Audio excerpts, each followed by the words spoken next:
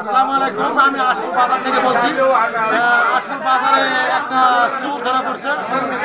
তারাবির নামাজের সময় যারা নামাজিরা মসজিদে নামাজ পড়তে গিয়েছে, আর চোর সেই সুযোগে 3-4টা চোর এসে একজনের বাড়িতে চুরি করবার ঢুকছে। চোরের কাছে প্রায় 30-40টা চাবি ছিল। চাবি দিয়ে ওই চাবি হলো ঘর খুলছে। ঘর খোলার পরে এমন অবস্থায় ঘরের মালিক বাসাতে যায়, গেলে গেলাম ওই এক চোরকে ধরা পড়ছে, আর 3-4টা চোরটা পালিয়ে চলে যায়।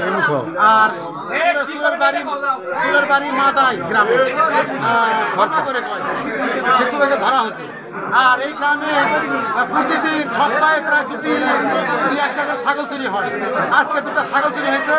আমার একটা ছাগল চুরি হয়েছে, ছাগলের 2টা বাচ্চা আছে। আর আরেকটা লোকের আমার এক ভাই, তার একটা ছাগল চুরি হয়েছে।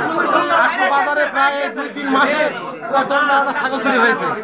তো প্রচুর ছাগল চুরি করার চোরেরা বৃদ্ধি পেয়েছে। এবং রবিবার মাসে চোরেরা আরো বাড়ি তারাবির নামাজের সময় চুরি করার জন্য প্রায় ভিড় জমেছে। এক চোর ধরা হয়েছে, আর 3-4টা চোর পালিয়ে গেছে। ধন্যবাদ।